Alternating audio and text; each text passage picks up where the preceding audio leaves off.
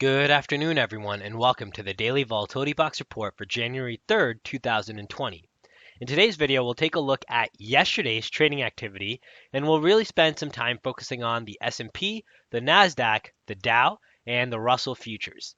Also, for those of you that trade crude did give us some entries with our inventories report, and we'll also spend some time just briefly discussing the trade in crude. Now, in the indices, what you should notice right off the bat is before that 7 a.m. cutoff, so this is where that yellow line is drawn, almost across the board, we saw that price action breached above the volatility box clouds.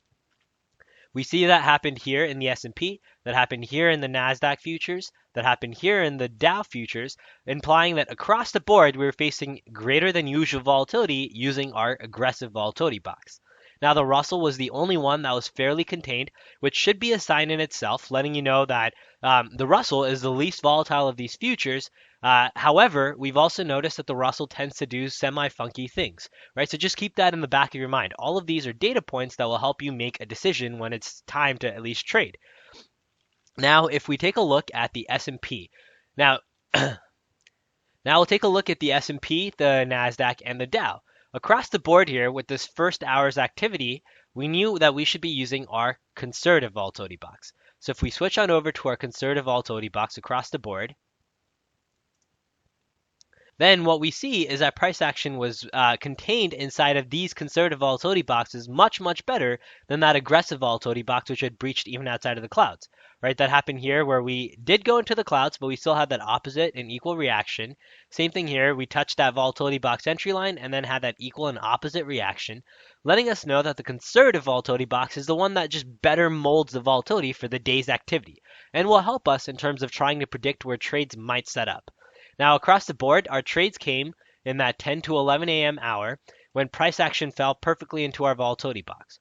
We see that entry happen here in the S&P, that entry happened here in the Nasdaq, and that entry happened here in the Dow futures. So really, you had your choice. You could trade all three. You could trade just one. You could trade whichever index you happen to like more and use whatever risk profile works for you, right? If trading three full-size contracts doesn't really support the risk that your account can take, you could start to look at things like micro futures or even using things like the actual ETFs, not that they're commission free, right? So you could have used a SPY, you could have used the Qs here, and you could have used DIA here. Right? There's plenty of options that you could have built this trade, but we can see that from our entry point, this was about the lowest stress trade that you will ever get. You had a really nice rip up higher. So in the case of the S&P, that rip up higher ended up being a max of right around 12.5 points.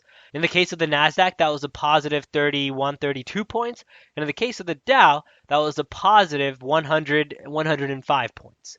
Right? So these were our winners across the board in the S&P, the Nasdaq, and the Dow futures. Now, let's spend some time looking at the Russell futures.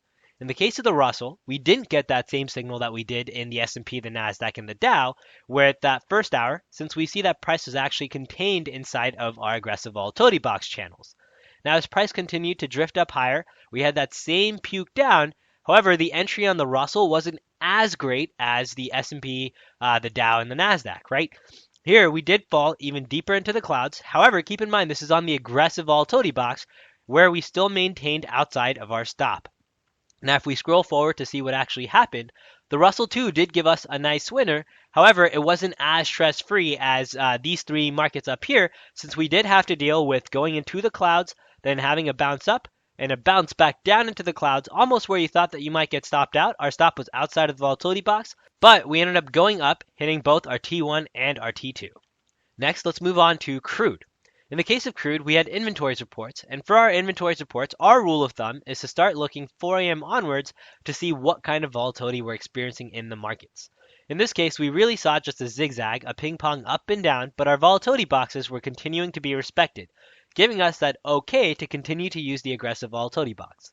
Now, our entry came as price fell into our volatility box entry lines. However, this was one of those grand opening, grand closing trades as crude just fell perfectly through, stopping us out.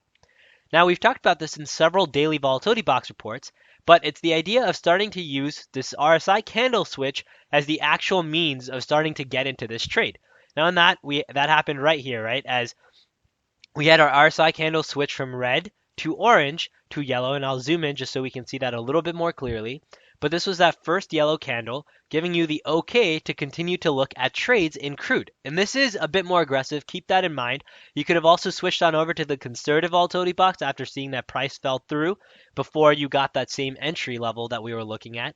And with the report, knowing that the report would bring in additional volatility, that may have been your indication to then focus in on this yellow candle, that first yellow candle, to help you determine when you should start to look at an entry. So once you had the confirmation, then that entry came at the close of this candle on a 3-minute chart with the stop below that previous pivot point. And this is what we've talked about using that triple check method, right? It's how many signals do you want? That first one is when we cross a volatility box edge. That second one is when you get that yellow or orange candle change, depending on if you're looking for bullish or bearish trades. And the third one is using some sort of other indicator. For us, we've been using the Wada-Atar indicator. Some other folks have suggested using a few different other indicators that they've found, some built into Thinkorswim. Some have even been ours, like the Market Pulse. So that starts to give you an idea of just different areas that you can start to look to try and capture this move up without facing what we face, which is getting stopped out and trying to capture these levels using the volatility of a report. Hope everyone has a wonderful weekend. For our Volatility Box members, we'll be sending out our update with the updated indicator tomorrow, so be on the lookout for that. And for everyone else, we'll see you in our next daily trade report. Thanks, and take care, everyone.